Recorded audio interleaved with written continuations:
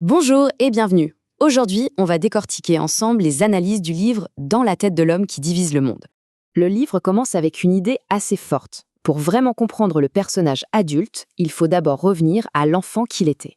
L'objectif ici n'est pas de porter un jugement moral, mais plutôt de reconnaître des schémas comportementaux. C'est un regard quasi clinique sur la construction psychologique qui est décrite dans le livre. Alors, tout commence avec les expériences fondatrices de l'enfance. C'est là que, selon l'analyse, toute son architecture émotionnelle s'est mise en place. L'auteur du livre identifie 3 événements vraiment marquants qui auraient façonné sa jeunesse et qui auraient créé une sorte de matrice pour ses comportements futurs. Et ce qui est intéressant, c'est la façon dont la psychologie clinique peut expliquer l'impact de ces événements, notamment avec ce qu'on appelle la théorie de l'attachement. Cet exemple illustre parfaitement la théorie en pratique.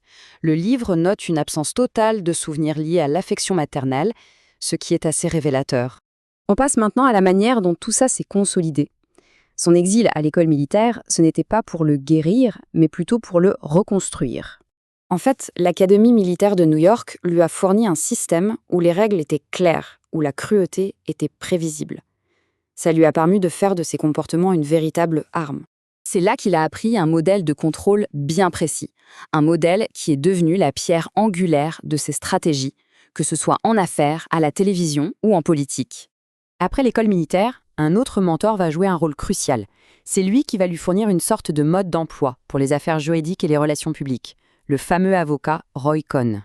Par exemple, quand les Trump ont été poursuivis pour discrimination raciale en 1973, les avocats de la famille, et même son père, conseillaient de trouver un arrangement.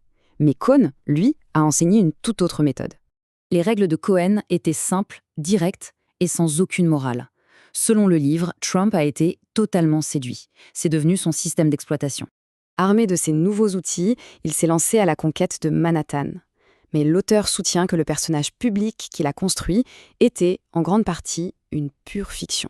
Le point crucial ici, c'est que l'image publique de l'homme qui s'est fait tout seul a été méticuleusement fabriquée, cachant soigneusement la réalité de son soutien financier initial.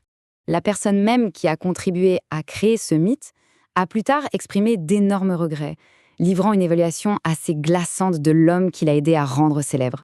Ce chiffre, c'est l'ampleur de ses pertes commerciales en une seule année. Une réalité qui contraste violemment avec son image publique de succès infaillible. Et pourtant, la télé-réalité a tout changé. Dans la salle de montage de l'émission The Apprentice, cette image d'homme d'affaires en difficulté a été transformée en celle du décideur ultime. Le livre révèle que les monteurs transformaient systématiquement ses divagations en déclarations et son indécision en certitude. Selon l'analyse du livre, ces expériences de jeunesse ont créé des schémas psychologiques rigides qui sont devenus très prévisibles.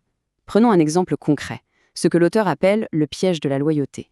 Tout commence par une exigence de loyauté absolue, personnelle. Les subordonnés ne sont pas vus comme des individus indépendants, mais plutôt comme des extensions de sa propre volonté.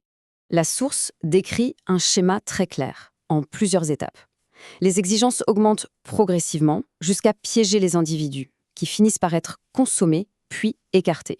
La liste des personnes qui seraient tombées dans ce piège est longue, ce qui tend à montrer un schéma constant et finalement assez prévisible. L'argument final du livre, c'est que ces schémas, le besoin de dominer, le piège de la loyauté, ou encore ce que l'auteur nomme l'algorithme de la vengeance, ne sont pas des bugs, mais des caractéristiques fondamentales d'un noyau psychologique qui ne change pas. Pour bien saisir la portée de cette analyse, la source rappelle les origines du concept même qu'elle utilise.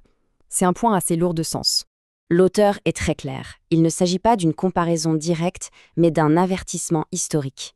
Ce qui nous laisse avec une dernière question, assez provocante. Que se passe-t-il lorsque des schémas psychologiques aussi prévisibles se retrouvent à jouer un rôle sur la scène mondiale ?